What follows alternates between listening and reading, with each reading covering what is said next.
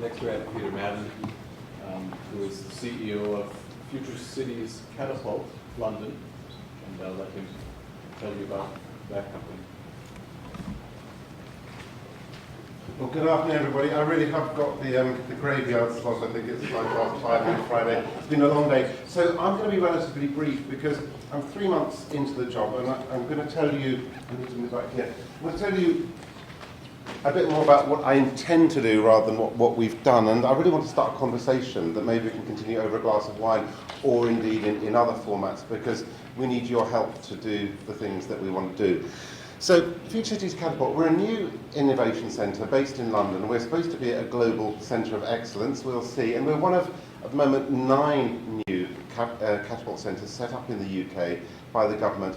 And the idea behind it basically is that the UK is really quite good at R&D and invention and innovation. We've got the second best universities, most people may say best universities in the world. We've got great companies, but somewhere between that innovation and invention and that commercialization, something dies. And in fact, innovators call it the valley of death, and we're really not very good at taking our great ideas and commercializing them. So these catapult centres were in very diverse fields, offshore renewables, stem cell therapy, satellite applications, and my own in cities.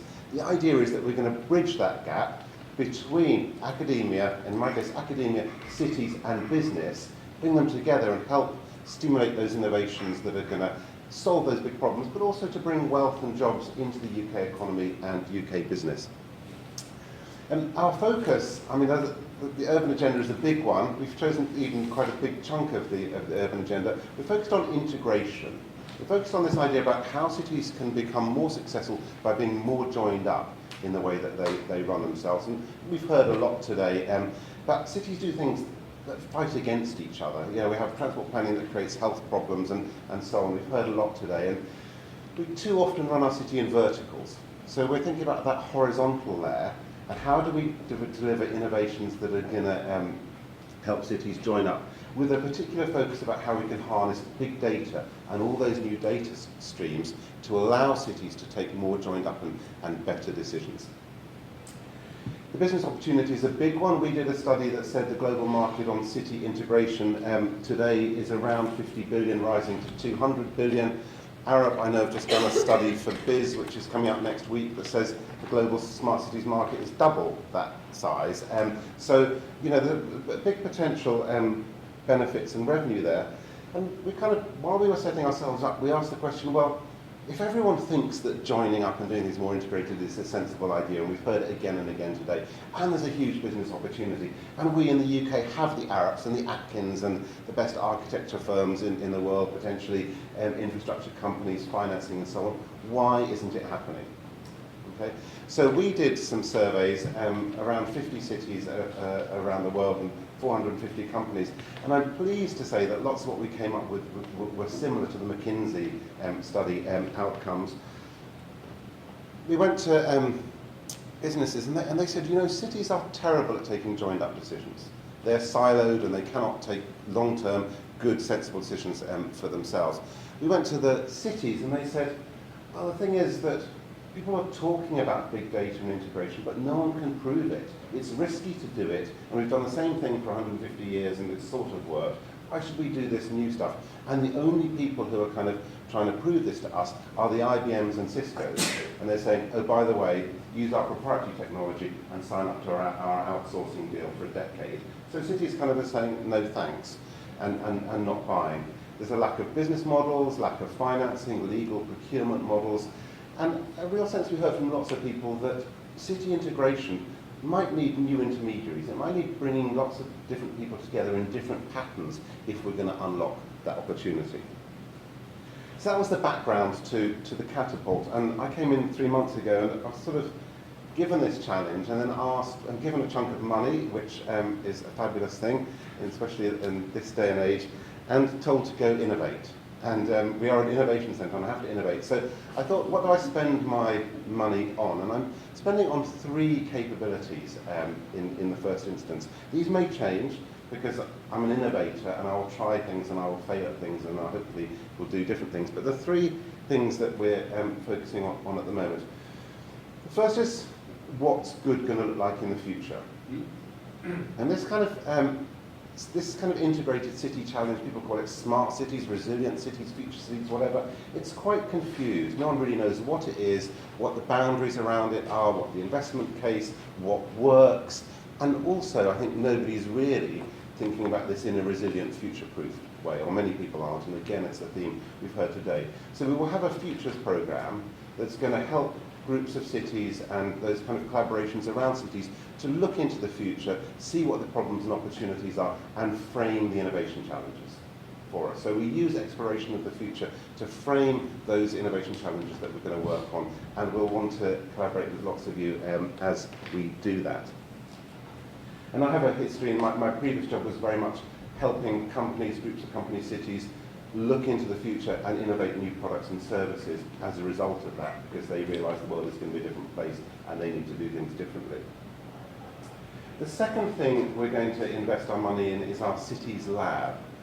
And this is going to be a big technical facility based here in London, in the centre of London. And it's going to allow cities, businesses, SMEs and others to come plug in different data streams, bring their data sets, play tunes on them, do the analytics, test what works and what doesn't work, and visualize the outcomes.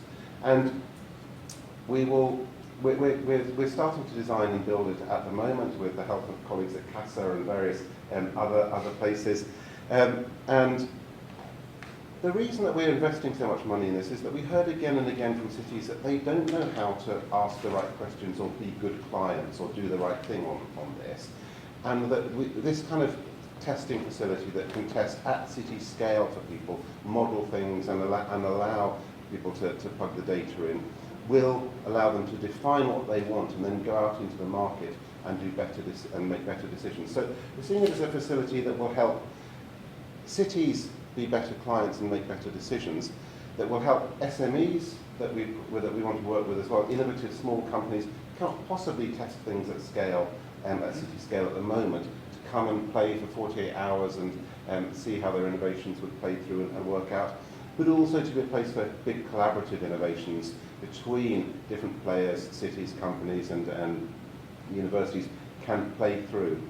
And we'll spend quite a bit of money on kit, but we'll spend even more money on people.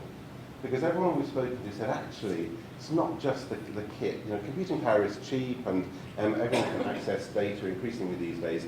It's actually going to be the collaborative experience of taking city leaders through a process. And somebody was asking about how you create vision. I think a lot of city leaders that we speak to don't understand big data and what it means and the data they have in their own cities, how they could use it, how could they make money out of it, how they could organise things differently.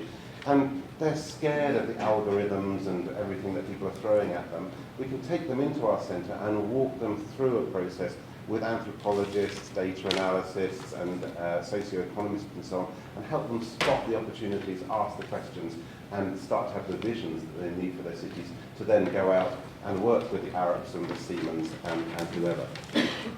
And the final thing that I'm going to spend some money on is what we're calling barrier removal. And we think there's lots of kind of quite annoying and technical barriers in cities that stop integration happening. And they're to do with procurement rules and legal barriers and poorly drafted IP, and one we've talked about today again, which is lack of financing. So we're going to spend some money thinking, are there problems that we can focus on resolving once so that 100 or 200 companies can then come in behind and benefit from that? Our early work is going to be on finance, innovative financing mechanisms. We're going to be working with the City of London, in particular Fiona Woolf, the incoming Lord Mayor, to look at what we could be doing there. It's a particular strength of the UK. Everyone we've spoken to, maybe a slightly different conversation that we had this morning, but everyone we've spoken to said innovative financing is a real problem. If you want to build a road, you can go and get money. If you want to finance mobility outcomes, you can't. And that's at the heart of our problem. So thinking about how do we unlock financing for outcomes in cities and new ways of doing things. I'm three months in. It's going to be, we hope, a kind of 30-year process that we're embarking on. We've got cross-party support and a long-term vision. And that's what we're going to be doing, looking into the future to define those innovation problems, innovating in a collaborative way around our lab, and then trying to get rid of the barriers that allow the scaling up of solutions. And it's all about collaboration, bringing together business, academia, and cities. So we're only going to do it if you guys come and work with us. So as much as anything, I'd like a conversation over a glass of wine, or indeed by email, get a card, and talk to us about how we can do this better. Thanks very much.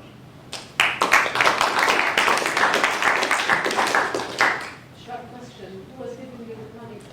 So the money is from BIS, but it's Business Innovation and Skills. So